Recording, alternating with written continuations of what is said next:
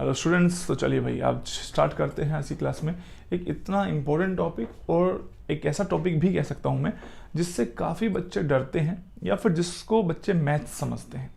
तो मैं इस चैप्टर में जब पढ़ाऊँगा आप लोगों को तो मैं आपको समझाऊँगा कि यस, इस चैप्टर में मैथ्स इन्वॉल्व है, बट इट डजेंट मीन कि हम मैथ्स पढ़ रहे हैं। हर बात को केमिस्ट्री से लिंक किया हुआ है। जो टिपिकल मैथमेटिक्स है वो आपके एग्जाम में पूछी नहीं जा रही, और आप इतने बड़े बड़े श्रोडिंगर इक्वेशन की सॉल्यूशंस को रट के जा रहे हैं। तो आपको बस ये बात ध्यान रखनी है, मैथमेटिक्स का एक बेसिक आइडिया ही होना चाहिए। एग्जाम में जितने भी क्वेश्चन आ रहे हैं वो एक्चुअली में केमिस्ट्री बेस्ड है, और कितने लोग ऐसे हैं जो क्वांटम को समझ पा रहे हैं, और ऐसे बहुत कम लोग हैं जो क्वांटम को समझ पा रहे हैं, इसलिए उनको डर लगता है। मैं आपको ये बताऊंगा कि इसमें हमें क्या पढ़ना है और ये किस पर्पज से क्वांटम हमें पढ़नी है, एग्जाम पॉइंट ऑफ व्यू से कितनी पढ़नी है और इसके मीनिंग क्या होते हैं। अच्छा, सबसे पहली बात तो आप यही समझ लीजिए, क्वांटम केमिस्ट्री जो है हमें सिर्फ इसके बारे में एक आइडिया देती है। मान लीजिए माइक्रोस्कोपिक वर्ल्ड क्या होता है, जिसमें हम रह रहे हैं, मुझे आप दिखाई दे रहे हैं, आपको मैं दिखाई दे रहा हूँ, ये चीज़ें सब दिखाई दे रही। लेकिन जब बात बहुत छोटी चीज़ों पर चली जाती है, ठीक है, जैसे कि इलेक्ट्रॉन, प्रोटॉन, न्यूट्रॉन, जिनको हम ऐसे नेकेड आई से देख नहीं सकते हैं, तो वहाँ पे हम पूरी सर्टेनिटी के साथ नहीं कह सकते कि ये काम हो रहा है।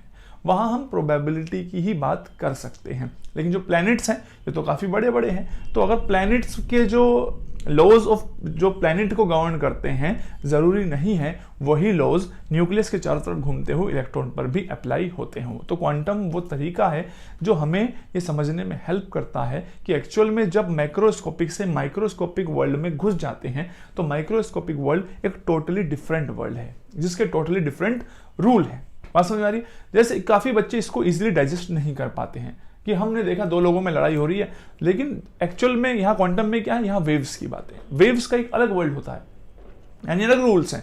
दो वेव हमने देखी है, डिस्ट्रक्टिव इंटरफेरेंस करें तो गायब हो जाती हैं, लेकिन रियल लाइफ में हमने तो ऐसा नहीं देखा, दो लोग लड़ रहे हैं मर के गायब हो गए। बात समझ आ रही है? तो ये हम क्या कर रहे हैं, हम अपनी प्रैक्टिकल चीज़ें जो लाइफ में देखते हैं उन सब को कोशिश कर रहे हैं क्वांटम में देखने की, और वो चीज़ हमें नज़र नहीं आ रही, और हम कह रहे हैं ऐसा कैसे होता है, ऐसा तो होता ही नहीं है। तो सबसे पहली बात तो समझिए, हम एक नए वर्ल्ड की तरफ चल रहे हैं, एक नए लॉज हैं जहाँ पर सारी बातें नई होंगी। तो इसलिए अपनी जो रियल लाइफ में आप चीज़ों को देख रहे हैं एज इट इज़, वहाँ से वो एक्सपेक्टेशन मत रखिए। तो ठीक है, एकदम रिलैक्स होकर चलिए, एक एक बातें समझाते हुए चलूँगा। तो सबसे पहला पार्ट, क्वांटम को जब भी हम पढ़ना स्टार्ट करें तो सबसे पहले जो सीखना चाहिए वो ये है ऑपरेटर्स, क्योंकि मैं डायरेक्ट भी स्टार्ट कर सकता हूं कि क्वांटम ने हमें क्या क्या पोस्टुलेट्स दी। याद कीजिए, बोहर मॉडल जब मैंने पढ़ाया था आप लोगों को तो मैंने आपको डायरेक्ट बता दिया था कि according to the Bohr 4 postulates हैं, उनको समझाया, एंड देन किस टाइप के क्वेश्चंस होंगे, सारी बातें समझाती। तो पोस्टुलेट्स ऑफ क्वांटम पढ़नी चाहिए हमें सबसे पहले, कि क्वांटम की पोस्टुलेट्स क्या क्या कहती हैं,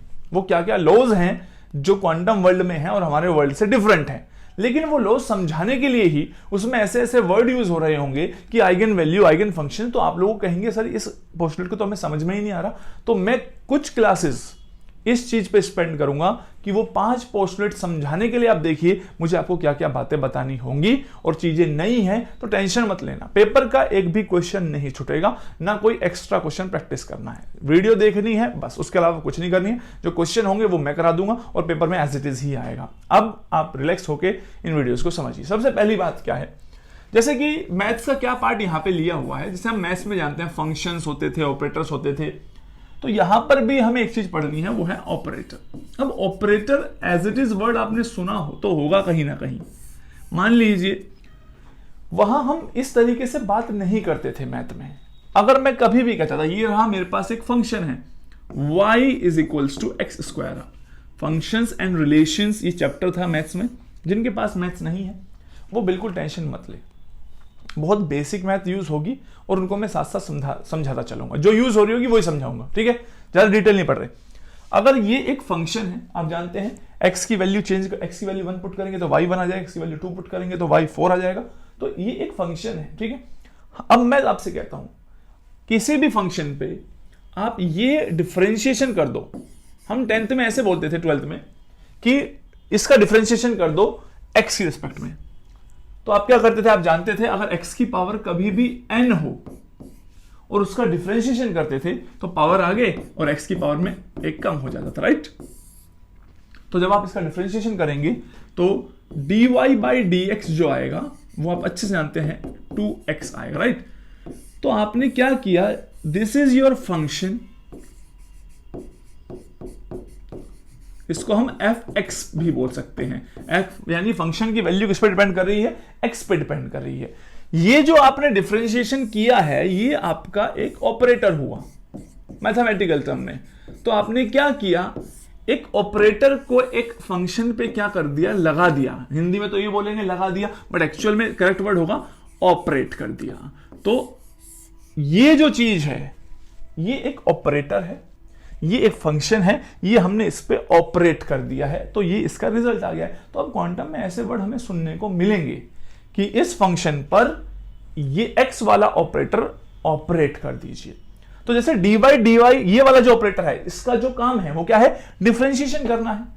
तो किसी ऑपरेटर का काम इंटीग्रेशन करना भी हो सकता है, उसको इंटीग्रेशन ऑपरेटर बोल सकते हैं। अगर मैं कहूं स्क्वायर ऑपरेटर तो आपको क्या करना है, जो भी उसके सामने आएगा वो उसका स्क्वायर कर देगा। मैं कहूं स्क्वायर रूट ऑपरेटर तो वो क्या करेगा, उसके सामने जो भी फंक्शन आएगा उसका स्क्वायर रूट कर देगा। बात समझ में आ रही है। तो ये होते हैं ऑपरेटर। ऑपरेटर के कुछ काम होते हैं। ऐसा भी हो सकता है कि एक ऑपरेटर का काम सिर्फ उस जो भी फंक्शन है उसमें जाके मल्टीप्लाई हो जाना है, राइट। अगर मैं कह रहा हूं एक्स को ऑपरेट करो इस पे एक्स स्क्वायर पे, तो x को क्या ऑपरेट करोगे भाई, तुम x के ऊपर चढ़ा दोगे क्या x को ऑपरेट करने का मतलब हुआ कि आप x को मल्टीप्लाई कर दो इस वाले फंक्शन से, कितना होगा x की पावर 3। तो डिफरेंट ऑपरेटर्स हो सकते हैं, डिफरेंट फंक्शंस हो सकते हैं, और एक ऑपरेटर को एक फंक्शन पे अप्लाई करना हमें आना चाहिए। इस मैथ्स की थोड़ी सी जरूरत हो सकती है। वैसे तो कितना भी डिटेल में कितने भी ऑपरेटर पढ़े जा सकते हैं और कितने भी फंक्शंस पढ़े जा सकते हैं, हमारे काम के लिए जितने इंपॉर्टेंट होंगे मैं सिर्फ उनकी बात कर रहा हूं। तो सबसे पहले कुछ इंपॉर्टेंट ऑपरेटर्स हैं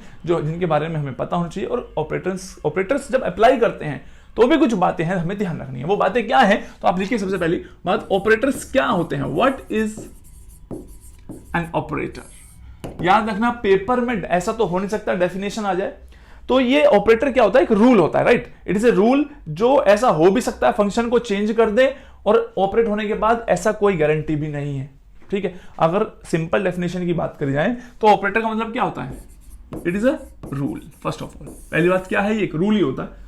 मैं कह रहा हूं dy dx वाला ऑपरेटर है, वो क्या कर रहा है, डिफरेंशिएशन कर रहा है। ये एक रूल ही तो हुआ कि कॉन्सेप्ट है कुछ, ठीक है। कॉन्सेप्ट नहीं होता, there is a difference between concept and rule. मैं कह रहा हूं अलोंग द प्लेट जाने में साइज छोटा हो रहा है क्योंकि वो कॉन्सेप्ट समझ में आता है। जेड इफेक्टिव क्या हो रहा होगा, बढ़ रहा होगा। लेकिन अगर मैं आपसे कहूं डाउन द ग्रुप जाने पर जेड इफेक्टिव जो है वो कम होगा नॉन ट्रांजिशन एलिमेंट्स के लिए, ठीक है। स्लेटर्स रूल क्यों कहा गया, अगर कोई भी चीज के पीछे रूल लगी हुई है तो समझ लो तुम्हारे साथ जबरदस्ती हो रही है और तुम्हें वो बात माननी है, ठीक है। अब देखिए ये रूल है कि अब ये रूल क्या हो सकता है, वो डिपेंड करता है ऑपरेटर कौन सा है, ठीक है। दूसरी बात, जब कोई भी ऑपरेटर किसी फंक्शन पे ऑपरेट होता है तो फंक्शन बदल जाता है। तो इसलिए कई बुक ऐसे लिखती है कि ऑपरेटर जो है वो एक ऐसा रूल है, जब वो किसी फंक्शन पे ऑपरेट करता है तो उस फंक्शन को बदल देता है। लेकिन मैं कह रहा हूं मे और may not change a function.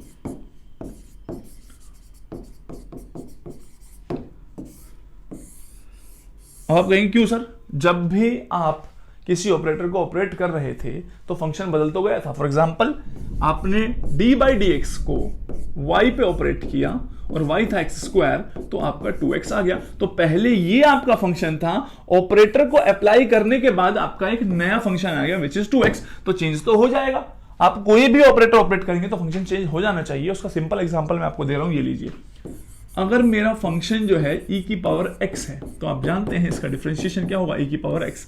तो ये कोई नेसेसरी बात नहीं हुई, लेकिन आपके एग्जाम में इससे क्वेश्चन नहीं आएगा कि बताओ व्हाट इज ऑपरेटर, उसकी डेफिनेशन क्या है, क्योंकि आपका तो ऑब्जेक्टिव टाइप पेपर है। बात सुना रही, तो आपको किस चीज की नॉलेज होनी चाहिए, किस ऑपरेटर का क्या काम है। अच्छा, पूरे क्वांटम में हम कौन कौन से ऑपरेटर पढ़ने वाले हैं, ठीक है। तो सबसे पहली बात तो ये है, पोजीशन की इंफॉर्मेशन जिन ऑपरेटर्स में होती है, याद करो नॉर्मली अगर हम क्वांटम नहीं पढ़ रहे होते तो हम किसी भी पॉइंट की जो पोजीशन है कैसे बताते थे, एक्स वाई जेड उसके कोऑर्डिनेट से।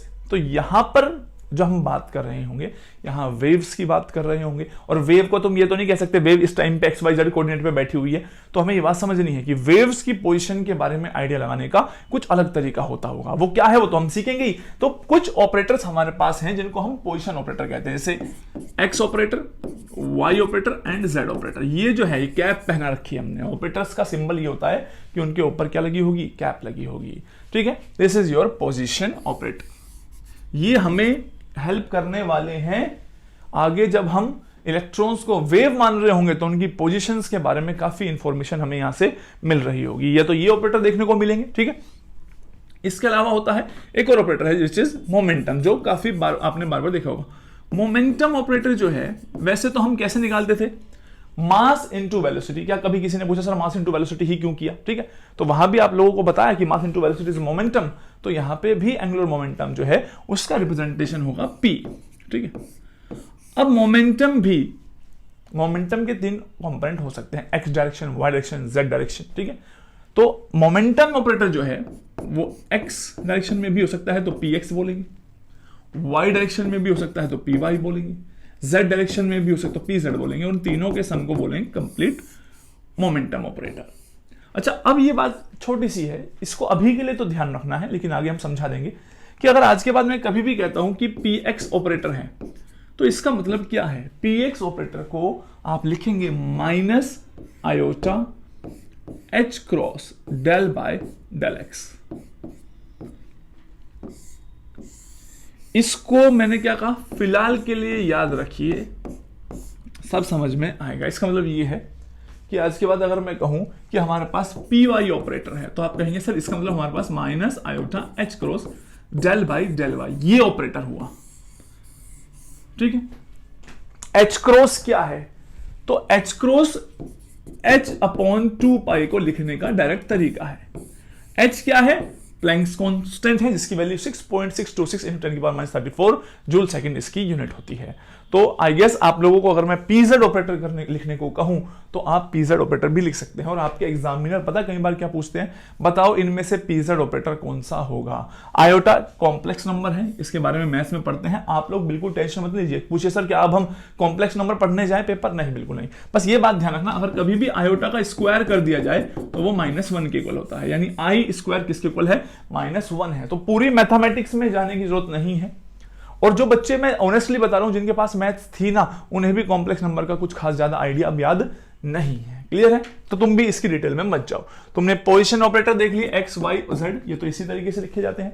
मोमेंटम ऑपरेटर को P से रिप्रेजेंट करते हैं। क्लियर है, Px Py Pz अगर मैं ऑपरेटर लिखने को कहूं तो तुम जानते हो उस ऑपरेटर का क्या मतलब होता है। इसको ऑपरेट करना सीखेंगे बाद में, मैं तो बस ये बता रहा हूं ये ऑपरेटर क्या होते हैं। तो 2 ऑपरेटर हमने देख लिए, कौन कौन से, पोजीशन एंड मोमेंटम ऑपरेटर। इसके अलावा भी बहुत सारे ऑपरेटर हो सकते हैं, angular momentum, Hamiltonian operator etcetera. तुमने बहुत सारे वर्ड पढ़े होंगे, मैं उन सबको, क्योंकि जब कोई नई चीज होती है, अगर शुरू में ही मैं सारे रटने की बातें बताने लगूंगा तुम्हें फिर से वही फीलिंग आने लगेगी, अरे यार सर ये तो याद करने जैसा हो गया है। आज हमारे पास कमी इस चीज की नहीं है कि आप अगर आज यूट्यूब पे सर्च मारेंगे कि क्वांटम, तो क्वांटम पढ़ाने वाले 1000 लोग आ जाएंगे।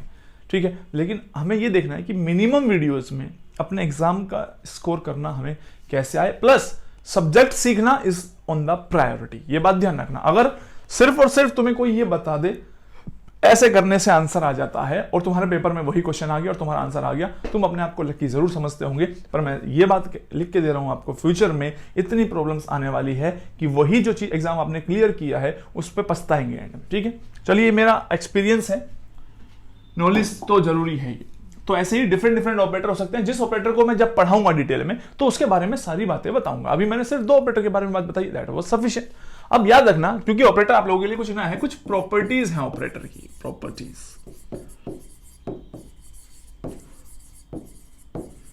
यानी कि ऐसा हो सकता है बहुत सारे बच्चों को ये बातें पहले से ही पता हो, या फिर जो बच्चे नए हैं वो गलतियां कर देते हैं।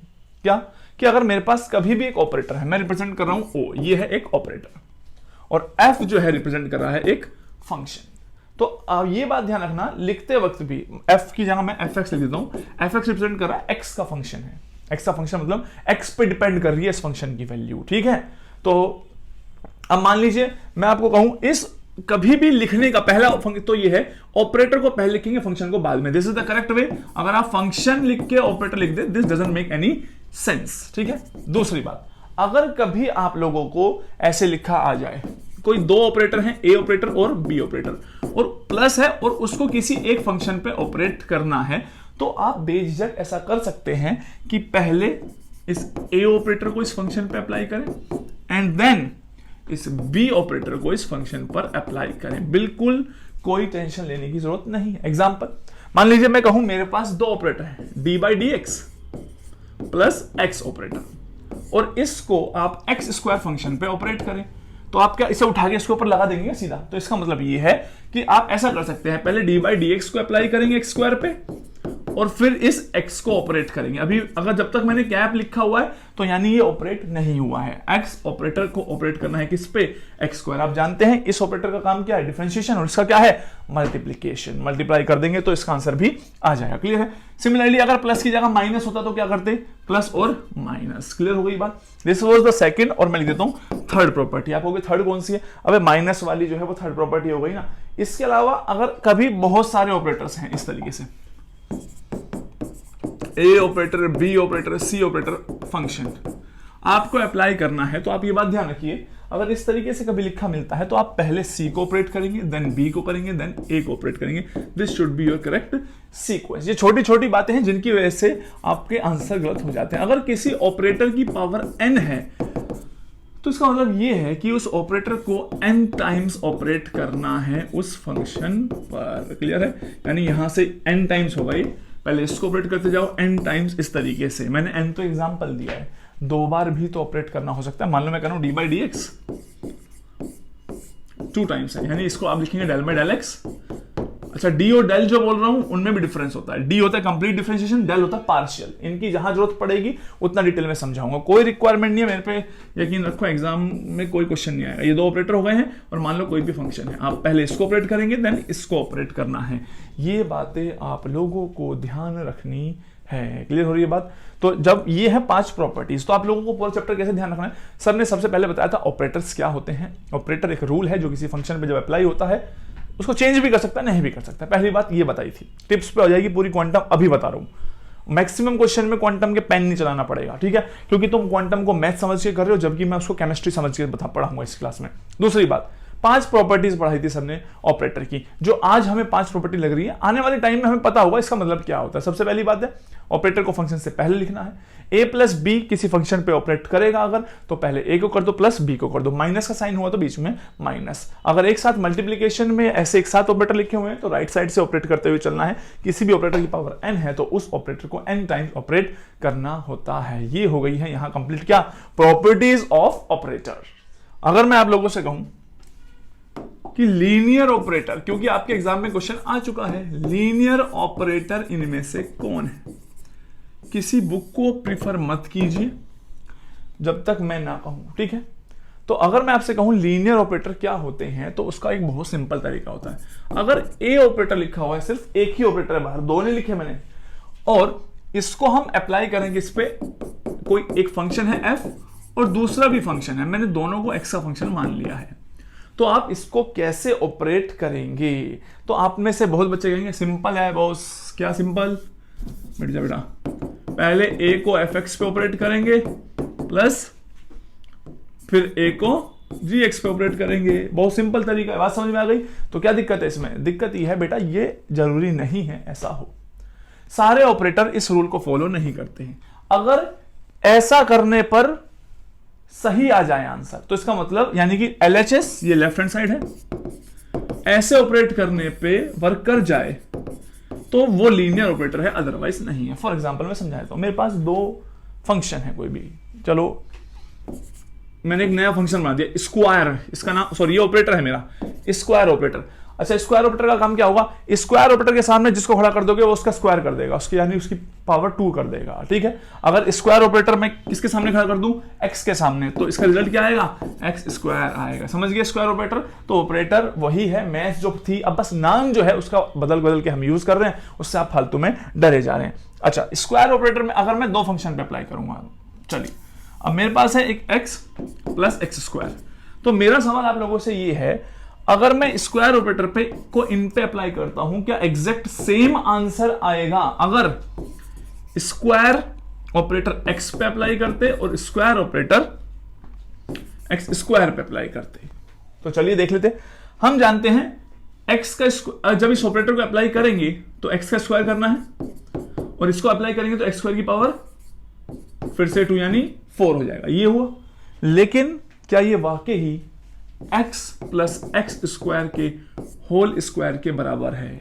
तो आंसर है नहीं, क्योंकि ये a प्लस बी का होल स्क्वायर वाला फॉर्मूला बन गया है, तो वो a square plus b square plus 2ab आएगा। तो यानी सारे ऑपरेटर्स इसको फॉलो नहीं करते हैं, यानी हर ऑपरेटर को आप ऐसे आंख बंद करके नहीं लगा सकते हैं। तो लीनियर ऑपरेटर जो होगा उसी को केवल ऐसे अप्लाई कर सकते हैं। ठीक है, देखो अगर मैं आपसे पूछता हूं, चलिए मेरे पास एक, मैं अपने घर से बना रहा हूं ऑपरेटर, स्क्वायर रूट ऑपरेटर है, तो मैं पूछ रहा हूं क्या स्क्वायर रूट ऑपरेटर एक लीनियर ऑपरेटर है या नहीं है? Not linear.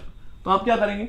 आप कहेंगे सर हम स्क्वायर रूट लेके देखेंगे एक बार x प्लस एक्स स्क्वायर का, और क्या वो root x plus root of x square के इक्वल आएगा? तो आंसर है नहीं, तो ये लीनियर ऑपरेटर नहीं हो सकता है। क्लियर है? अच्छा चलिए, अगर मैं बताओ बेटा डी बाई डी एक्स, क्या ये एक लीनियर ऑपरेटर है? तो देख लेते हैं x प्लस एक्स स्क्वायर, तो आप अच्छे से जानते हैं इसका अगर आपको डिफरेंशिएशन करना होता था छोटी क्लास में, कोई चीज एडिशन में हो या सब्ट्रैक्शन में हो, तो आप ऐसे ही अप्लाई करते थे कि पहले डिफरेंशिएशन किसका करेंगे? x का, उसके बाद किसका करेंगे डिफरेंशिएशन? एक्स स्क्वायर का। बिल्कुल सही बात है, इसको तो करने का तरीका ही यही है, यानी डी बाई डी एक्स क्या है? एक लीनियर ऑपरेटर हो जाता है। तो आपके एग्जाम में ऐसे क्वेश्चन कई बार आ चुके हैं कि इनमें से कौन सा लीनियर ऑपरेटर है या नहीं है, तो रट के मत जाओ कि कौन सा लीनियर है कि नहीं है, उसको अप्लाई करके देखो भाई। और इसमें थोड़ी सी मैथ्स बिल्कुल चाहिए, और वो आनी भी चाहिए आप लोगों को। ठीक है, इसी के अलावा अगर मैं आपसे पूछता हूं, बताओ भाई, मैं कहूं एक्स ऑपरेटर, क्या ये एक लीनियर ऑपरेटर है या फिर, यानी पोजीशन ऑपरेटर की बात कर रहा हूं मैं आप लोगों से, बताओ क्या एक पोजीशन ऑपरेटर लीनियर ऑपरेटर है या फिर नहीं है? तो पोजीशन ऑपरेटर का मतलब क्या होता था? किसी पे एक्स ऑपरेटर को अप्लाई करने का मतलब होता है उसे एक्स से मल्टीप्लाई कर देना, यही मीनिंग हुआ इसका। तो चलिए अब मान लीजिए मैं इसको कहूं x प्लस एक्स स्क्वायर, इस पे ऑपरेट करो, तो आप जानते हैं क्या करेंगे? पहले इससे मल्टीप्लाई करेंगे, देन इससे मल्टीप्लाई करेंगे। तो पोजीशन ऑपरेटर जो हुए कैसे हुए? वो एक तरीके से लीनियर ऑपरेटर हुए। अब बात करता हूं मैं क्वांटम की। मैंने क्या किया? लीनियर ऑपरेटर को मैथ्स की हेल्प से समझाया। अब जो ऑपरेटर मैंने आपको बताए थे पोजीशन एंड मोमेंटम, अब हम ये देखेंगे कि वो ऑपरेटर्स लीनियर है या नहीं है। मान लो मैंने कहा बताओ बेटा, ये तुमसे क्वेश्चन है मेरा, px ऑपरेटर लीनियर ऑपरेटर है या नहीं है? तो सबसे पहली बात मैंने क्या बताया था, इसको याद रखना, इसको बोलते हैं minus iota h cross del by del x operator. अब अगर मैं कहूं इस px ऑपरेटर को अप्लाई कर दो किस पे? x प्लस एक्स स्क्वायर पे, तो px को तो आप ये लिख देंगे, यानी आपको इसको ऑपरेट करना है x प्लस एक्स स्क्वायर पे। तो आप जानते हैं अब पहले आप इसको इस पे ऑपरेट करेंगे, देन इसको इस पे ऑपरेट करेंगे, यही काम करने वाले हैं। बोलो भाई, तो अगर आप ऐसा करने वाले हैं, देखो अब आप क्या करेंगे, तो आप चाहें तो माइनस आयोटा एच क्रॉस को बाहर भी रख सकते हैं, कोई इतनी बड़ी डील नहीं है, तो कांस्टेंट वैल्यू होगी एक। तो डी बाई डी एक्स कर दो 1 आ जाएगा, प्लस अब इस डी बाई डी एक्स को इस पे अप्लाई कर दो 2x आ जाएगा। अब इनको मल्टीप्लाई कर लो, तो यानी कि सीधी सी बात है कि मोमेंटम ऑपरेटर को अगर आप अलग अलग करके ऑपरेट करेंगे, इसके अलावा और आपके पास कोई रास्ता है भी नहीं, तो ऐसे ही करना पड़ेगा। तो मोमेंटम ऑपरेटर जो है वो भी कैसा है? एक लीनियर ऑपरेटर ही हुआ। तो मैंने आपको 2 ऑपरेटर्स की नॉलेज दी थी, कौन कौन सी? Position and momentum operator. दोनों मैंने प्रूव कर दिए हैं कि दोनों लीनियर ऑपरेटर हैं। आगे कुछ ऑपरेटर्स और पढ़ाऊंगा मैं, चाहता तो अभी एंगुलर मोमेंटम ऑपरेटर पढ़ा सकता था, क्या होता है, एंड देन आपसे पूछ सकता था बताओ ये लीनियर है या नहीं है। तो मैंने अभी एंगुलर मोमेंटम पढ़ाया नहीं है, बाकी ऑपरेटर पढ़ाए नहीं है। तो ध्यान से समझिए, मेरे पॉइंट्स को समझिए, जब असाइनमेंट में क्वेश्चन मिलेंगे तो आपको वो जो मैंने सिखाया है क्लास में उसको वहां अप्लाई करना सीखना है। मोस्ट ऑफ द टाइम क्या कोशिश करें, क्वांटम क्यों लोग बच्चे नहीं समझ पा रहे हैं, टीचर सारी चीजें, और एक बहुत बड़ी जो नेगेटिव पॉइंट ऑनलाइन का हो रहा है वो ये है, टीचर सारी चीजें क्लास में बताया चले जा रहा है, बच्चा अपना दिमाग लगा ही नहीं रहा, वो वही सब, क्योंकि एग्जाम टीचर सारी एग्जाम्पल सोल्व करवा रहा है क्लास में खड़ा होकर, सारी असाइनमेंट, सारी प्रीवियस ईयर, तो तुम अपना दिमाग कहां लगाओगे? कहीं भी नहीं लगा पा रहे हो। ठीक है, फिर तुम कहते हो सर टेस्ट में परफॉर्म नहीं हो रहा, क्योंकि तुमने सीखा थोड़ा ही, तुम तो मजे ले रहे हो, कंबल में लेट के फोन देख रहे हो। ठीक है, तो मैंने 2 बातें सिखाई, ऑपरेटर 2, पोजीशन और मोमेंटम, और किसी ऑपरेटर की बात ही नहीं की। दोनों क्या होते हैं, दोनों को ऑपरेट करते हैं किस तरीके से। पोजीशन ऑपरेटर का मतलब है मल्टीप्लाई कर दो, मोमेंटम ऑपरेटर का मतलब क्या है कि डिफरेंशिएट करना है, देन आयोटा एच क्रॉस से मल्टीप्लाई कर देना है, ठीक है। तो दोनों के दोनों लीनियर है, याद रखना पेपर में तो ये आएगा। बताओ भाई मोमेंटम ऑपरेटर कैसा होता है, लीनियर या नॉन लीनियर। कुछ बच्चे वहां करने बैठेंगे, कुछ को पहले ही पता हो जाएगा कि ये कैसा है, एक लीनियर ऑपरेटर होता है। क्लियर हो रही है बात यहां तक। अब देखो, तो इसके अलावा हमारे पास जहां से एग्जाम में क्वेश्चंस आते हैं वो है कॉम्यूटेशन। तो हम लोगों को जो सीखना है बेटा वो है कॉम्यूटेशन क्या है, इसकी पूरी डिटेल तक पहुंचना है। ऐसा नहीं है ये वर्ड हमने पहली बार पढ़ा है, अगर ग्रुप थियरी आपके कोर्स में रही होगी, I don't think so group theory आपके कोर्स में थी, एनीवेज जाने दीजिए। जो छोटी क्लासेस में भी हमने क्या पढ़ा है कि अगर आप a इंटू बी करते हैं और वो b इंटू ए हो जाता है, अगर वो दोनों क्या आते हैं, बराबर आते हैं, तो हम उनको कह सकते हैं कि ये जो ऑपरेटर है वो कॉम्यूटेटर ऑपरेटर है। अब ऑपरेटर क्या था, a और b तो कुछ भी फंक्शन हो सकते हैं, तुमने एक्चुअल में क्या किया, मल्टीप्लाई। तो तुम्हारा जो ऑपरेटर था उसका नाम था मल्टीप्लिकेशन। तो मल्टीप्लिकेशन ऑपरेटर के बारे में मैं ये कह सकता हूं कि मल्टीप्लिकेशन ऑपरेटर जो हुआ उसमें a को b से मल्टीप्लाई करो या b से a को मल्टीप्लाई करो, हमेशा क्या आएगा, सेम आएगा। इसीलिए हम कह सकते हैं मल्टीप्लिकेशन ऑपरेटर जो है वो कॉम्यूटेशन प्रॉपर्टी को शो करता है। कॉम्यूटेशन अगर समझ में आया कि पहले किसी एक को अप्लाई करो या फिर उनको रिवर्स कर दो ऑर्डर को, तो अगर सेम आएगा तो वो कॉम्यूटेशन प्रॉपर्टी को फॉलो करते हैं। तो अगर मैं आपसे पूछूं, बताओ भाई a डिवाइड बाई b और b डिवाइड बाई a, क्या ये कॉम्यूटेशन प्रॉपर्टी को फॉलो करते हैं? तो तुम कहोगे सर ये वाला ऑपरेटर जो है वो फॉलो नहीं करेगा। तो ये तो बात आ गई है ऑपरेटर पर कॉम्यूटेशन मतलब आप समझ गए, आगे का पीछे, पीछे का आगे अप्लाई करने पे क्या आता हो, अगर सेम आता हो। ये तो एक आइडिया दिया बेसिक। अब चलते हैं हम कि यहां पर अगर आपको कभी भी दो ऑपरेटर दिए, अब हमें दो ऑपरेटर चेक करने हैं। अभी हम क्या कर रहे थे, दो फंक्शन लिए थे और ऑपरेटर को अप्लाई कर रहे थे। इस बार हमारे पास कितने ऑपरेटर हैं, दो। यानी कि इन छोटे छोटे पॉइंट्स को ध्यान रखना। इस बार हम चेक कर रहे हैं कॉम्यूटेशन ऑफ ऑपरेटर्स। डिफरेंस बहुत क्लियर होना चाहिए। सारे प्रीवियस ईयर क्लास में करा दूंगा, एक भी क्वेश्चन आपका बचेगा नहीं और आपको लगेगा भी नहीं कि कुछ एक्स्ट्रा पढ़ने की कोई रिक्वायरमेंट थी। जिनके बेसिक थोड़े से वीक हो सकते हैं तो वो लोग जेबी सर ने शुरू के 2 लेक्चर जो है इंटीग्रेशन, डिफरेंशिएशन, जो फॉर्मूले यूज होने वाले हैं वो पढ़ाए हैं, तो उन 2 लेक्चर्स को आप लोग जरूर देख लीजिए, ठीक है। इसके अलावा मान लो अब मेरे पास 2 ऑपरेटर हैं, ए ऑपरेटर और एंड बी ऑपरेटर, और मैं आपसे ये कहना चाहता हूं कि आप किसी भी फंक्शन पे, कोई भी फंक्शन है एफ एक्स, उस पे ए को अप्लाई करो, बी को अप्लाई करो इस फंक्शन पे, या फिर पहले ए को अप्लाई करो फंक्शन पे फिर बी को अप्लाई करो। तो अगर वो दोनों सेम आ जाएं, चाहे ये वाला पहले ऑपरेट करे चाहे ये वाला पहले ऑपरेट करे, अगर वो सेम आ जाए तो हम बोलेंगे ए और बी जो है ये दोनों कम्यूट करते हैं। दोनों ऑपरेटर क्या कर रहे हैं, कम्यूट करते होंगे। इस बार हमने किस पे लगाई प्रॉपर्टी, 2 ऑपरेटर पे। अगर ये दोनों इक्वल नहीं आएंगे तो ये इसका मतलब ये कम्यूट आपस में नहीं करते, ऑब्वियस सी बात होगी इसका मतलब। अब अगर हम बात करते हैं थोड़ा सा और आगे डिटेल में जाते हैं इसको, तो अब से अगर कभी भी 2 ऑपरेटर ए और बी दोनों कम्यूट करते होंगे तो उसको पूरा डिटेल में लिखने की जरूरत नहीं है, आप सिर्फ स्क्वायर ब्रैकेट का यूज करेंगे, कोमा। अगर आपने इक्वल्स टू 0 लिख दिया ये, तो इसका मतलब डायरेक्टली आप क्वांटम में समझेंगे कि मैं ये कहना चाहता हूं ए और बी दोनों ऑपरेटर क्या करते हैं, कम्यूट करते हैं। तो जैसे कि आप समझ रहे हैं, कभी भी 2 ऑपरेटर दिए हों और आपसे पूछा जाए कि ये दोनों कम्यूट करते हैं या नहीं करते हैं, तो आप बिना किसी फंक्शन के आंसर नहीं कर सकते हैं। यानी आप कभी किसी ऑपरेटर से पूछ रहे हैं, इन बातों को समझो। ट्रिक्स मेरे पास इतनी है, इतनी शॉर्टकट बताऊंगा, आपने कभी सुने नहीं होंगे। इसलिए मैंने कहा था शुरू में ही कि जब मैं अप्लाई करूंगा क्वेश्चंस को तो आपको पेन भी नहीं चलाना पड़ेगा। लेकिन मैं पहले क्या सिखाने कर रहा हूं, कॉन्सेप्ट सिखाने की कोशिश कर रहा हूं। मैं ये भी मीनिंग समझाऊंगा कि अगर 2 ऑपरेटर कम्यूट करते हैं तो इसका मतलब क्या हुआ, कैसे आप देखते ही बता देंगे कि कम्यूटेशन का मीनिंग क्या होता है, ठीक है। तो अभी मैंने मीनिंग वाले पार्ट पे नहीं आया क्योंकि मैं अभी इस मैथमेटिकल पार्ट को केमिस्ट्री से कनेक्ट नहीं कर रहा हूं। अभी तो मैं कुछ छोटी छोटी बातें समझा रहा हूं। याद रखना, जब आप ये लिख दो, स्क्वायर ब्रैकेट लगाते हैं तो इनकी कैप जो है वो नहीं लगानी होती है। नॉर्मली हम ऑपरेटर को कैप से दिखाते हैं ना, ये समझिए कि जब दोनों ब्रैकेट के अंदर आएंगे इनकी कैप बाहर पड़ी हुई है, यानी कैप इन्होंने नहीं पहनी होगी। घर के अंदर आ गए, कैप उतार के आए हैं। बात समझ आ रही है?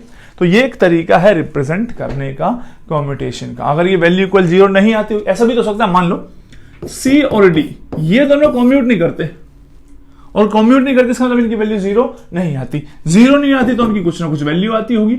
जो भी वैल्यू आती होगी उसी को हम बोलते हैं कॉम्यूटेशन वैल्यू। तो कभी कभी तो पेपर में ये क्वेश्चन हो सकता है, बताओ बेटा क्या ये दोनों ऑपरेटर कॉम्यूट करते हैं? तो आंसर यस और नो में होगा। कभी कभी ये भी हो सकता है कि अगर इन दोनों पर हम कॉम्यूटेशन लगाएं तो कॉम्यूटेशन वैल्यू क्या आएगी? समझ में आ रही बात? 0 नहीं आ रहा होगा तो कुछ वैल्यू आ रही होगी, या जो भी आ रहा होगा उसको हम कॉम्यूटेशन वैल्यू कह सकते हैं। क्लियर हो गई बात? अब हम आगे बढ़ते हैं। देखो, आपको जितने भी क्वेश्चंस करने होंगे, मान लो मैंने कहा d/dx एक ऑपरेटर है और x ये एक ऑपरेटर है, बताओ क्या ये कॉम्यूट करता है या नहीं करता है? पहले मैं आपको बता रहा हूं पूरा डिटेल मेथड कि किस तरीके से आपको जाना चाहिए। तो आप क्या करेंगे? आप कहेंगे सर इसको करने का तरीका है, लेट्स एज्यूम fx कोई फंक्शन है और ये दोनों जो है वो दो ऑपरेटर्स हैं जिनको हमें fx पे अप्लाई करना है। तो आप d/dx del/x और x को अप्लाई करेंगे इस पे fx पे। अगर आप ऐसा करते हैं तो आप किस तरीके से लिख सकते हैं? तो आप इस कॉम्बिनेशन को खोल लीजिए, यानी आप इसको लिख सकते हैं d/dx operator x operator minus x operator del/x operator. और अब मैंने इसको कॉम्बिनेशन, देखो कॉम्बिनेशन मतलब यही होता था। अब कॉम्बिनेशन के बाहर लिख रहा हूं तो इनकी कैप वापस आ गई है। इनको हम किस पे अप्लाई कर रहे हैं? fx पे अप्लाई कर रहे हैं। यही काम करें तो देखो अब क्या होगा आगे। आपके पास ये ऑपरेटर है 1 सेकेंड, ठीक है, 3rd 4th। तो पहले आप क्या करेंगे? मैंने बताया था अगर कभी भी आप a minus b, a operator minus b operator को किसी फंक्शन पे अप्लाई करते हैं तो क्या लिखेंगे? ए ऑपरेटर fx, पहले a को लगाएंगे देन b को लगाएंगे। ऐसे ही करते थे। तो आप लोगों को वही प्रॉपर्टी यूज करते हुए यहां पर पहुंचना है। इसका मतलब आप क्या करेंगे?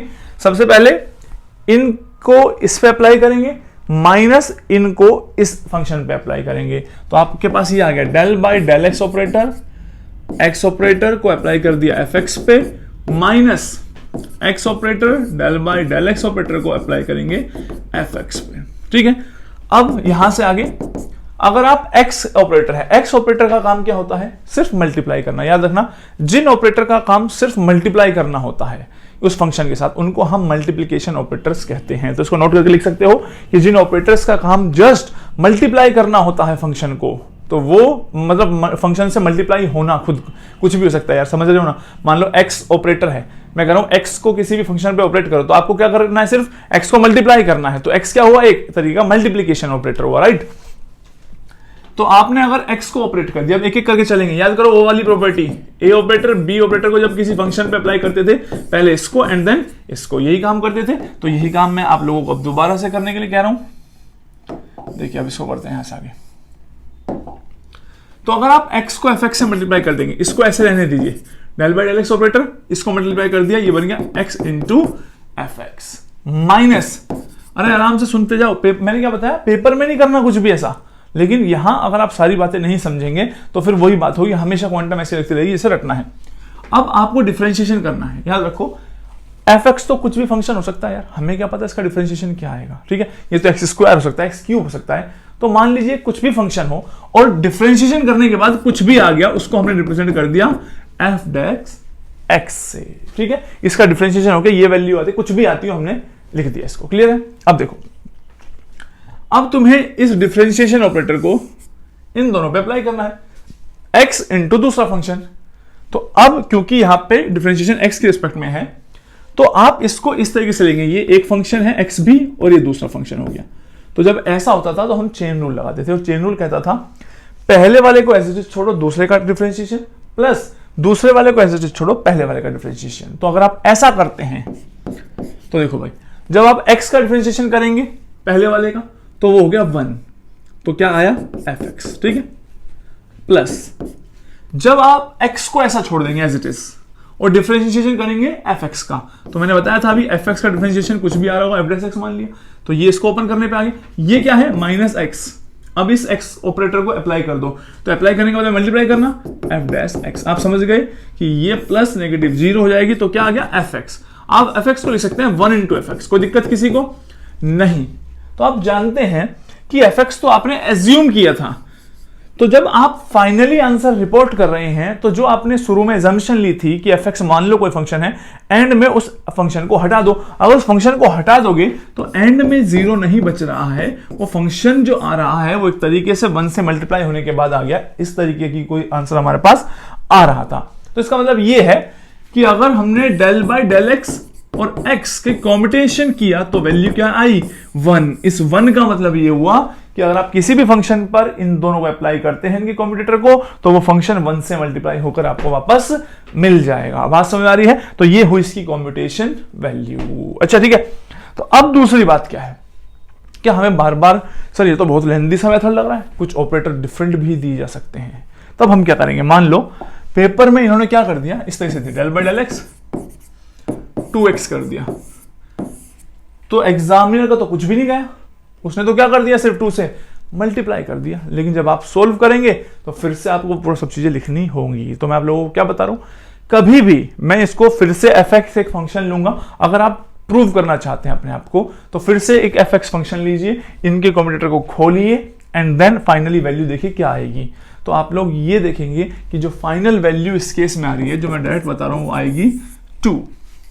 तो वो कैसे, तो उसका तरीका यह है, याद रखना कभी भी अगर आपको पता dx और आपको पता है कि dx del by del x और x का इसके कॉम्बिनेशन की वैल्यू क्या थी 1 और इसके कॉम्बिनेशन की वैल्यू क्या आ रही है 2। फिर मैंने क्या किया, डेल बाय डेल एक्स का कॉम्बिनेशन किया 3x के साथ, तो आप जानते हैं क्या वैल्यू आई होगी 3।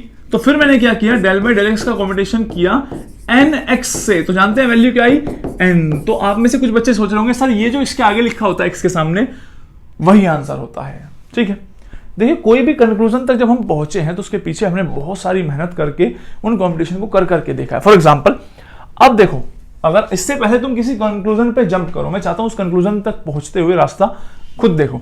अगर मैं 2 डेल बाय डेल एक्स लिख दूं और x कर दूं तो भी वैल्यू क्या आई 2। 3 डेल बाय डेल एक्स और x के कॉम्बिनेशन किसी फंक्शन पे अप्लाई करूं तो 3 यानी कि n अगर मैं लिख दूं x से करूं तो वैल्यू क्या आ रही है n। अब कुछ बच्चे कहेंगे सर ठीक है जो भी यहां लिखा होगा वही आंसर होगा। उस भी रिजल्ट तक पहुंचने से पहले एक चीज और दिखाना चाह रहा हूं। अगर मैं 2 डेल बाय डेल एक्स और 2x के कॉम्बिनेशन की वैल्यू निकालूं तो आंसर आया 4। 3 डेल बाय डेल एक्स और 2x के कॉम्बिनेशन की वैल्यू निकाली तो आंसर आया 6। 3 डेल बाय डेल एक्स और 3x का लिया कॉम्बिनेशन तो आया 9।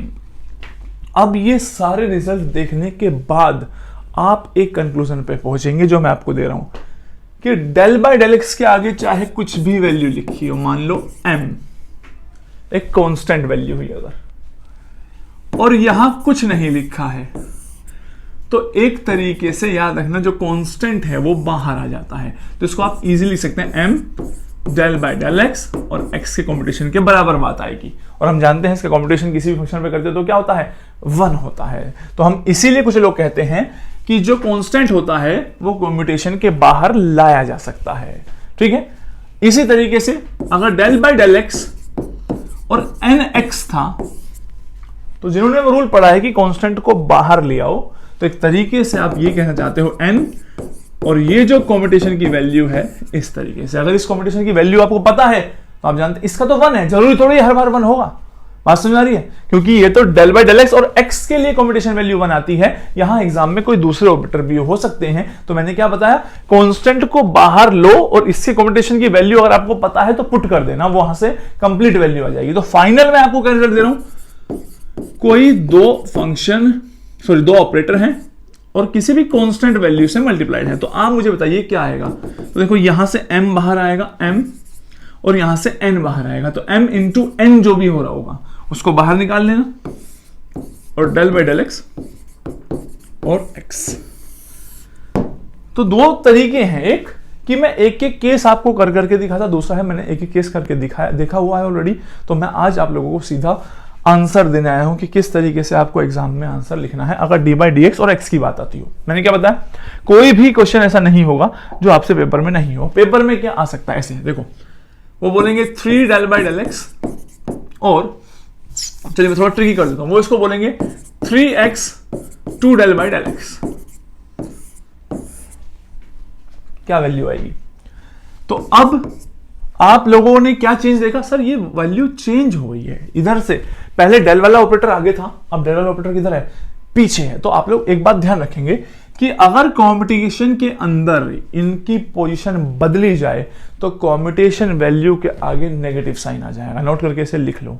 अगर मान लो C और D के कॉम्पिटिशन की वैल्यू -2 आती थी तो D और C की कॉम्पिटिशन की वैल्यू 2 आएगी। अगर ये इंटरचेंज करते हैं तो जो वैल्यू आ रही है वो नेगेटिव, वो साइन चेंज कर लेगी। उसे आप अपनी लैंग्वेज में लिख लीजिए अपनी कॉपी में। अगर कॉम्पिटिशन के अंदर ऑपरेटर बदलते हैं, अपनी पोजीशन एक्सचेंज करते हैं तो कॉम्पिटिशन वैल्यू अपना साइन चेंज कर देगी। ये छोटी छोटी बातें हैं जो आपको ध्यान रखनी है, इनको नोट करके लिखते जाओ। मैं नहीं लिख रहा हूं क्योंकि I am saving your time, ठीक है। अब देखो, आप जानते हैं उस प्रॉपर्टी को भी आपने लिख लिया होगा जो मैंने लिखवाई थी। अगर कभी भी कॉम्पिटिशन के अंदर कांस्टेंट वैल्यूज होती हैं तो वो बाहर हो जाती हैं और बाहर होके मल्टीप्लाई हो जाएंगी। 3 × 2 क्या हो गया 6। अब ये बचा x del/x। बहुत बच्चे यही गड़बड़ कर देंगे, इसको 1 ले लेंगे, नहीं ये -1 आएगा और जो वैल्यू होगी वो क्या होगी -6। अब धीरे धीरे मैं आपको कॉम्पिटिशन जो प्रॉपर्टी है उसके बारे में भी कुछ इंपॉर्टेंट बातें बताता जा रहा हूं, उनको आप लिखते जाइए। तो मैं एक एक करके, देखिए पेपर में जो क्वेश्चन आएगा वो 100% आप कर देंगे। कंपटीशन से और क्वेश्चन आते हैं। अब ये बात समझिए, जितनी ज्यादा कंपटीशन के बारे में आप बात जानते होंगे उतना आसान आपके लिए पेपर में उसको क्वेश्चन को अटेंड करना हो जाएगा। तो इसलिए आप लिखना स्टार्ट कीजिए, प्रॉपर्टीज ऑफ कंपटीशन। कॉम्पिटिशन की क्या क्या प्रॉपर्टीज हैं और जो बच्चा इनको यूज कर ले उसके लिए कोई भी क्वेश्चन लेंथी नहीं होगा। अगर आप नहीं यूज कर पाएंगे इन प्रॉपर्टीज को तो आपको लगेगा दुनिया भर की मैथ करनी पड़ेगी। तो मैं हर जगह बता दूंगा किस तरीके से हम उस मैथमेटिक्स को अवॉइड करके आसान रास्ते से जा सकते हैं। तो सबसे पहली तो मैंने आपको बता ही दिया है, कौन सी वाली, जो कांस्टेंट होता है उसको बाहर लेना चाहिए, should be taken out of the competition. पहला पॉइंट। दूसरा पॉइंट, अगर ऑपरेटर्स, पूरा कंप्लीट लिखना तुम भाई, मैं तो ऐसे लिख रहा हूं स्टाइल में, ऑपरेटर्स अगर अपनी पोजीशन एक्सचेंज करते हैं तो कॉम्पिटिशन की जो वैल्यू है वो अपना साइन चेंज कर लेगी। साइन मतलब प्लस से नेगेटिव और नेगेटिव से प्लस हो जाएगी। ये दो बातें समझ में आई। इसके अलावा तीसरी एक और इंपॉर्टेंट बात बताता हूं, मल्टीप्लीकेशन ऑपरेटर।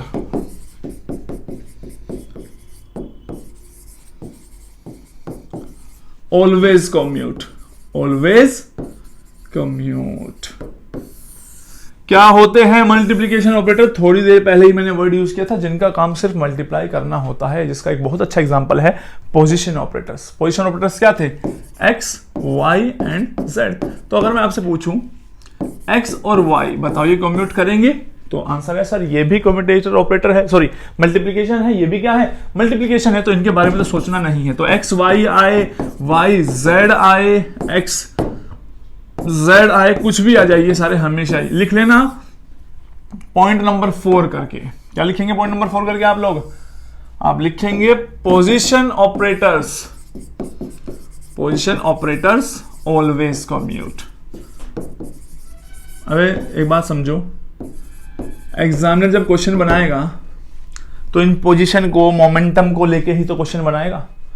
ये थोड़ी कि वो तुम्हारा मैथ का टेस्ट ले रहा है कि कोई भी खतरनाक सा फंक्शन ले लिया, कोई ऐसे ऑपरेटर ले लिया जिनके बारे में सुना ही नहीं। तो ऑपरेटर वही होंगे जो अब तक बोहर मॉडल जिसने पढ़ा है वो याद रखो, जो रिजल्ट मैंने बोहर मॉडल से प्रूव किया है ना वही मैं क्वांटम से भी प्रूव करूंगा, तो रिजल्ट तो वही आएगा। रिजल्ट तो आप लोग जानते हैं, बस तरीका अलग है, एजम्पशन अलग है। तो ऐसे बहुत सारे क्वेश्चन हैं जिनका आंसर आपको पहले से ही पता होता है, लेकिन आप जबरदस्ती क्वांटम मैकेनिकल मेथड से जाने की कोशिश करते हैं, ठीक है। इसके अलावा ये बात ध्यान रखिए, ये पूरी बात लिख लेना, always commute with each other, एक दूसरे के साथ, एंड विद इटसेल्फ। अपने साथ भी, क्योंकि भाई अगर मैं आपसे कहूं x और x, तो ये दोनों भी तो मल्टीप्लीकेशन ऑपरेटर हैं, और x और x तो छोड़ो, यहां से एक और नई बात बता रहा हूं तुम्हें मैं, लिख लो बेटा, सारे रिजल्ट जो बता रहा हूं लिख लो, इनसे पेपर में एकदम आसानी से काम हो। लिख लेना, कोई भी operator, any operator commutes with itself, यानी कि मैं कहूं px और px, भाई दोनों सेम आ गए, तुम आंसर चिपका दोगे 0।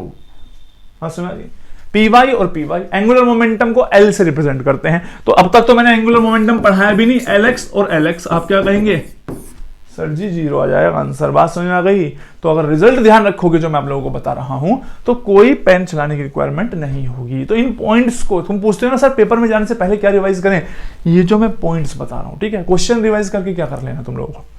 इसके अलावा चलिए, अगर मैं आप लोगों से कहूं बताऊं x² और y क्या आएगा, तो बहुत बच्चे दिमाग लगाने लगेंगे, सर 2 आगे इधर, अरे पहली बात तो ये कांस्टेंट नहीं है, ये इसकी पावर है, लेकिन इसका आंसर जो है 0 है, यानी कॉम्यूट कर रहे हैं। तो यहां से क्या मैं आप लोगों को बात बताना चाह रहा हूं, कभी भी याद रखना, अगर 2 ऑपरेटर कॉम्यूट करते हैं तो उनकी पावर फिर चाहे कुछ भी हो, तब भी वो हमेशा क्या करेंगे, कॉम्यूट ही करेंगे। तो लिख लो इस पॉइंट को, बहुत इंपॉर्टेंट आंसर हो गया। अपनी लैंग्वेज में लिख लो, मेरा क्या वेट कर रहे हो बोलने का। लिख लो कि अगर 2 ऑपरेटर कॉम्यूट करते हैं विद ईच अदर, फिर उनकी चाहे कुछ भी पावर हो, फॉर एग्जांपल मैं कहूं x की पावर 3 और y की पावर 4 क्या कॉम्यूट करेंगे, तो तुम्हें देखना है भाई क्या x और y कॉम्यूट करते हैं, आंसर इज यस। तो कॉम्यूट करते हैं तो यानी कि ये भी कॉम्यूट करेंगे, क्योंकि एक्चुअली कॉम्यूट का मतलब क्या हो रहा है, कॉम्यूट का मतलब ये हो रहा है कि अगर एक तरीके से x और y कॉम्यूट कर रहे हैं, तो इसका मतलब ये हुआ आप xy माइनस yx कर रहे हैं, ये हुआ। अगर आप एक फंक्शन ले लें, मैं इसको समझा भी देता हूं, ऐसा नहीं है मैं सिर्फ मैथ्स करवा रहा हूं, मैं इसको केमिस्ट्री से जोड़ता हुआ चलूंगा, पहले तो थोड़ा मैथ ही सिखाना पड़ेगा। देखो, अगर आप एक फंक्शन ले लें, मान लो यहां पे एक फंक्शन ले लिया fx, या फिर शाई कोई भी फंक्शन हो सकता है, लिखने का तरीका fx लिखना 2 बार पढ़ रहा था, मैंने मान लिया शाई कोई एक फंक्शन है, ठीक है। तो इसको आप लिख सकते हैं इस तरीके से, यही बात हुई, बोलो भाई अरे इसको भी तो ओपन किया मैंने यहां पे। अब आप लिख सकते हैं क्या, xy इंटू शाई माइनस yx इंटू शाई। अगर ये कॉम्यूट कर रहे हैं तो इसकी वैल्यू किसके को आ रही है, 0। अरे अगर xy एक फंक्शन पे लगाया और मैं कह रहा हूं ये कॉम्यूट करते हैं, इसका मतलब इसकी वैल्यू इक्वल टू 0 है, इसको मैंने ओपन कर लिया तो ऐसे लिख लिया। और अगर इसकी वैल्यू इक्वल टू 0 है तो मैं लिख सकता हूं xy अगर शाई पे ऑपरेट होते हैं और yx इक्वल टू साई, ये दोनों हमेशा इक्वल आएंगे, यही मीनिंग हुआ। अरे इसको उधर ही तो ले गया हूं यार इक्वलिटी के, इसको अगर हम इधर ले जाएंगे तो दोनों बराबर है। इसका मतलब ये हुआ कि आप पहले y को ऑपरेट करो या पहले x को ऑपरेट करो, दोनों का आंसर क्या रहा होगा, सेम आ रहा होगा। तो आप ये बात समझ पा रहे हैं आप, हम क्यों निकाल रहे हैं कंपटीशन, इसलिए क्योंकि क्वांटम में बहुत सारे ऑपरेटर होंगे, तो आप किसी को भी ऐसे अपनी मर्जी से उलट पुलट के नहीं लिख सकते, जिसकी पोजीशन जहां है। अगर ऐसे है a ऑपरेटर, b ऑपरेटर और c ऑपरेटर किसी फंक्शन पे अप्लाई करना है, तो अगर ये दोनों कॉम्यूट करते होंगे तो इनको पलट के लिख देना, आंसर पे कोई फर्क नहीं पड़ेगा। लेकिन अगर ये कॉम्यूट नहीं करते होंगे और तुमने पलट दिए तो हमारा आंसर क्या हो जाएगा, गलत हो जाएगा, और तुम पूरे टाइम सोचते रहोगे कि हमने गलती क्या की है। ये बात तो अब तक भी मैं यही बता रहा हूं कि ये कॉम्यूट करने का मैथमेटिकल मीनिंग क्या है। अभी फिजिकल मीनिंग सुनते ही तुम्हें समझ में आ जाएगा कि सारी की सारी बात जो मैं अब तक तुम्हें बता रहा था कि वो किस तरीके से केमिस्ट्री में जुड़ गई है, उस क्लास के एंड में आप लोगों को बताऊंगा। तो आपने वो प्रॉपर्टी भी लिख ली है कि अगर 2 ऑपरेटर एक दूसरे से कॉम्यूट करते होंगे तो उनकी कोई भी पावर हो वो हमेशा क्या कर जाएंगे, कॉम्यूट कर जाएंगे। और बहुत सारे क्वेश्चंस करते वक्त आपको कुछ और इंपॉर्टेंट प्रॉपर्टीज है जो यूज करनी पड़ेगी, और या अगर आप करेंगे तो आपके लिए बहुत ज्यादा हेल्पफुल होंगी। वो प्रॉपर्टीज क्या है, मान लीजिए कभी आपके पास ऐसी सिचुएशन आ जाए, कॉम्यूटेशन के अंदर ये वाली सिचुएशन क्रिएट हो जाए, ए कॉम्यूटेशन विद बी प्लस सी, ये 2 अलग ऑपरेटर है, ए बी सी, यहां सारे के सारे क्या रिप्रेजेंट कर रहे हैं, ऑपरेटर्स को रिप्रेजेंट कर रहे हैं, राइट। तो अब मैं कह रहा हूं कि इसको आप जरूरी नहीं कि सर हम तो पागल हो गए, हम क्या कर लें इसमें, इसका एक तरीका है। आप क्या लिख सकते हैं, इसको आप लिख सकते हैं ए बी का कॉम्यूटेशन प्लस ए सी का कॉम्यूटेशन। कोई भी बच्चा इनको पलटेगा नहीं, जहां तुमने पलटा वहां बेटा तुम्हारी किस्मत जाएगी पेपर में पलट। ठीक है, तो इनसे इस तरीके से क्वेश्चन है। मान लो तुम्हारे पास del by del x operator है, यहाँ पे del by del x plus x operator है, पेपर में ऐसे क्वेश्चन आ सकते हैं। बताओ भाई इसकी क्या वैल्यू आएगी? तो आप जानते हैं पहले इसको इससे किया है मैंने, डेल बाई डेल एक्स और del by del x, plus फिर इसको इस पे अप्लाई किया है, डेल बाई डेल एक्स और एक्स। अब आप सोल्व कर रहे हैं तो आप जानते हैं कोई भी ऑपरेटर अपने साथ क्या करता है, कम्यूट, और ये वैल्यू मैं आपको बता चुका हूं कितनी है, 1 है, तो इसका आंसर क्या आ जाएगा, 1 आ जाएगा। तो प्रॉपर्टी यूज करने से बहुत ज्यादा हेल्प मिल सकती है क्वेश्चन में। अदरवाइज दूसरा तरीका क्या है, एक वेव फंक्शन मान लो शाई, एंड देन इनको अप्लाई करते हुए चले और एंड में शाई को हटा के देखो क्या वैल्यू बची है, बेटा उसमें तो पागलपन मच जाएगा। बात समझ में आ रही है?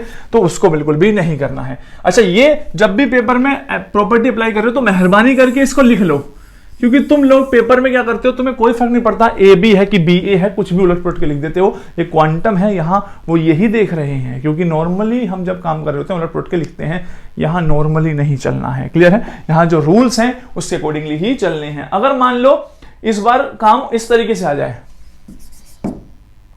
ए plus b c plus d, तो क्या करेंगे आप? तो इसका तरीका ये है, अगर मैं आपको ओपन करके दे दूं इसको कंप्लीट, तो फिर आपको रटना पड़ेगा, लेकिन मैं चाह रहा हूं पेपर में आप अपने आप निकाल लें इसको।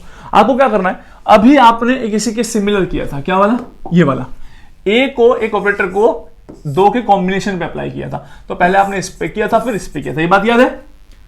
Very good. अब तुम इसको एक ही मान लो, कोई इसको पहले इसके साथ करो फिर इसके साथ करो, यानी आप क्या लिखेंगे, ए प्लस बी का कॉम्पिटिशन सी के साथ प्लस ए प्लस बी का कॉम्बिनेशन बी के साथ। क्लियर हो गई बात? अब इसको फर्दर ओपन कर सकते हो, कैसे? इसको ए को सी के साथ प्लस बी को सी के साथ, देन ए को डी के साथ प्लस बी को डी के साथ। तो ये बात ध्यान रखना, अगर बीडी जलीले जिगर से पिया, तो अगर तुमने बीडी की जगह डीबी कर दिया है तो काम तुम्हारा जो है क्या हो जाएगा, खराब हो जाएगा। इसलिए हर बात जो मैं आपको सिखा रहा हूं तो बिल्कुल अगर ये याद है ना, तो क्वेश्चन प्रैक्टिस क्या है, कुछ भी नहीं है, क्वेश्चन तो इनको अप्लाई करने के तरीके हैं, तो इसको बहुत ध्यान से सीखिए, उसके बाद आप क्वेश्चन को प्रैक्टिस करेंगे। चलिए अब बात करते हैं ए का combination with b dot c dot, मतलब एक तरीके से प्रोडक्ट होता है। तो आप लोगों को जब ऐसा क्वेश्चन आएगा तो कई बार आप गलती कर देते हैं, अब मैं बताता हूं गलती क्यों नहीं करनी है और कैसे बचा जाए। अगर कंपटीशन करना है, आप में से काफी सोचेंगे सर पहले ए को बी से फिर ए को सी से, तो ये गलती हो गई है तुमसे, पहले ही हो गई है। ओवर स्मार्ट मेरी क्लास में कभी बनने का नहीं। ए को बी से करेंगे, वेरी गुड। सी कहां जाएगा, सी बाहर वेट करेगा। फिर जब ए को सी से करोगे तो कौन वेट करेगा बाहर, बी, लेकिन इस बार बी पीछे वाले दरवाजे पर नहीं, आगे वाले दरवाजे पे वेट करेगा। तो ये गलती आप लोग कर देते हो, आपको यही नहीं पता। कुछ बच्चे सी आगे लिख देंगे, कुछ बी पीछे लिखेंगे, उन्होंने सोचा कोई फर्क नहीं चल रहा भाई, कुछ भी कर लो, यही तो तुमसे वो चाहते हैं करो, और तुम यही करके आते हो। अब मैं तुम्हें बताता हूं क्या बात है, कैसे याद रखना है। मान लीजिए ए को मीटिंग करनी है, किससे, बी और सी से, दोनों में से मीटिंग करनी है। ए को अगर पसंद आ गई बी, ठीक है, तो वो सी वाली को पीछे का, भैया तू पीछे रहे, हमें आगे वाली चीज पसंद आ चुकी है, तो सी को पीछे रहने दो। लेकिन अगर ये बी और सी दो फ्रेंड हैं, लेकिन तुम्हें आगे वाली पसंद नहीं आई, तुम्हें कौन सी आई, पीछे वाली पसंद। अपनी रियल लाइफ में कैसे अप्रोच करोगे लड़कियों को, चलो मैं तुम्हें आज अप्रोच करने का थोड़ा सा तरीका सिखाता हूं। अगर आप ए हैं और सामने से 2 लड़कियां आ रही हैं बी एंड सी, आप इंटरेस्टेड हैं बी में, तो आप क्या करेंगे, आप बी से बातें स्टार्ट कर देंगे, ठीक है, आप वेट नहीं करेंगे किसी चीज का। तो दैट इज वाई ए और बी की, अब आपने बी से बातें शुरू कर दी, सी में इंटरेस्टेड नहीं था तो सी पीछे रह गई उसकी फ्रेंड। लेकिन कहानी कई बार क्या होती है, हम पीछे वाली फ्रेंड में इंटरेस्टेड है, तो क्या करेंगे, तो आपको क्या करना है, बी को पहले निकल जाने देना आगे। दैट मींस बी जब पास कर जाए देन उसके बाद सी से बातें करनी स्टार्ट करनी है। बात समझ आ रही है? तो इसलिए बी पास कर चुकी है, तो दैट इज वाई बी जो है आगे और ए और सी जो है यहां पीछे की तरफ हो जाएंगे। बात समझ आ रही है? ये पॉइंट बहुत ज्यादा इंपॉर्टेंट है और बहुत ज्यादा आपकी हेल्प करने वाला है आपके फ्यूचर में, ठीक है। तो मैं एज ए टीचर जितनी सिखा सकता हूं यहाँ पे उतना ही सिखा रहा हूं, पर्सनल कोचिंग के लिए बाद में मिलेंगे, ठीक है। तो चलिए अब इन रूल्स को ध्यान रखते हुए आप सारी चीजें सॉल्व कर सकते हैं। क्या, मान लीजिए पेपर में क्वेश्चन आ गया, ए बी और सी, बोलिए बेटा कैसे ओपन करेंगे इस कॉम्बिनेशन का। तो इस बार लाइन मारने वाला आगे नहीं है, पीछे है, यानी सी है। ठीक है। तो देखिए अगर सी चाहता है ए वाली फ्रेंड से, तो बी इस बार देखो, इसका मतलब जब तुमने सी इधर लिया ना, एक तरीके से इधर से अप्रोच कर रही है लड़कियां, इधर से जा रहा है सी, तो अगर सी ए में इंटरेस्टेड है तो बी को जाने देगा, यानी ए और सी कर लेंगे ग्रुपिंग, बी इधर बाहर। लेकिन अगर ए इसी में इंटरेस्टेड होता तो पहले ही बात कर लेता, तो यानी बी और सी ए पीछे ही रह जाती। बात समझ में आ रही है? अब इसी तरीके से आप कर सकते हैं। क्या मैं कहूं, चलो भाई अब आ रहा है, ग्रुपिंग हो रही है काफी ज्यादा, काफी बड़ा माहौल है, काफी अपॉर्चुनिटीज हैं, पार्टीज में हैं आप लोग, तो आप कैसे करेंगे? तो जैसे मैंने आपको बताया, इस ए और बी को कोई एक चीज मान लो, एक मान लो, तो क्या करना था अब उसको? अगर ये इस सी में इंटरेस्टेड है, ये कहानी थोड़ी खतरनाक हो गई है, ये ऑलरेडी मैरिड कपल है, ये भी मैरिड कपल है, बट ये मैरिड कपल थोड़े जो है हमारी संस्कृति के हिसाब से सही नहीं है, ये फिर भी इंटरेस्टेड है। ए बी का कॉम्पिटिशन किसके साथ होगा? देखो ए और बी सी में अगर इंटरेस्टेड हुए, तो सी में अगर इंटरेस्टेड हुए तो डी को पीछे छोड़ देंगे ये, लेकिन ए और बी अगर डी में इंटरेस्टेड हुए तो सी को पास होने देंगे। क्लियर हो रही है बात? तो ये जो कॉम्पिटिशन ओपन करना मैंने आपको सिखाया है, तो क्या कहूँगी, बस मैंने तुम्हें क्या ही सिखा दिया है, तो जिंदगी का बहुत बड़ा ज्ञान तुम लोगों तक पहुंच चुका है। लेकिन अभी सारी कॉम्पिटिशन के जो तरीके हैं, आप इसी तरीके से मैंने देखो जितनी भी प्रॉपर्टीज थी वो सारी आप लोगों को सिखा दी है, इनको अप्लाई करना है। क्लियर है? और इनसे ऐसे ऐसे रिजल्ट निकाल के लेके आऊंगा नेक्स्ट क्लास में कि आप लोग डायरेक्ट ही बता देंगे। देखो मैंने अभी क्या बता दिया, दोनों पोजीशन ऑपरेटर जो थे वो कम्यूट नहीं कर रहे थे, एक मोमेंटम ऑपरेटर और दूसरा मोमेंटम ऑपरेटर अपने आप में कम्यूट कर रहा था। एक मोमेंटम और पोजीशन कम्यूट करेंगे या नहीं करेंगे, और ऐसा नहीं है जिंदगी में पहली बार आपने मोमेंटम और क्वांटम और पोजीशन की बात सुनी है। कौन था वो साइंटिस्ट जो पोजीशन और मोमेंटम की बात कर रहा था? वो था हाइसेनबर्ग। हाइसेनबर्ग ने कहा था अगर आप मोमेंटम मेजर करने की कोशिश करेंगे तो पोजीशन में अनसर्टेनिटी आएगी, और अनसर्टेनिटी अगर आप पोजीशन एक्यूरेटली मेजर करने की कोशिश करेंगे तो मोमेंटम में अनसर्टेनिटी आएगी। दैट मीन्स कि कम्यूटेशन हमें इस चीज की भी आइडिया देगा। अभी नेक्स्ट क्लास में सबसे काम की बात बताने वाला हूं कि कम्यूटेशन से हमें कैसे पता लगता है कि हाइसेनबर्ग प्रिंसिपल कैसे रिलेटेड है, कौन सी वैल्यूज निकल पाएगी नहीं निकल पाएगी। This is the quality. मैंने क्या बोलता, इस क्लास में मैथ्स है, केमिस्ट्री से जब जोड़ूंगा तो खूबसूरती सब्जेक्ट की बढ़ती हुई चली जाएगी। See you in the next class.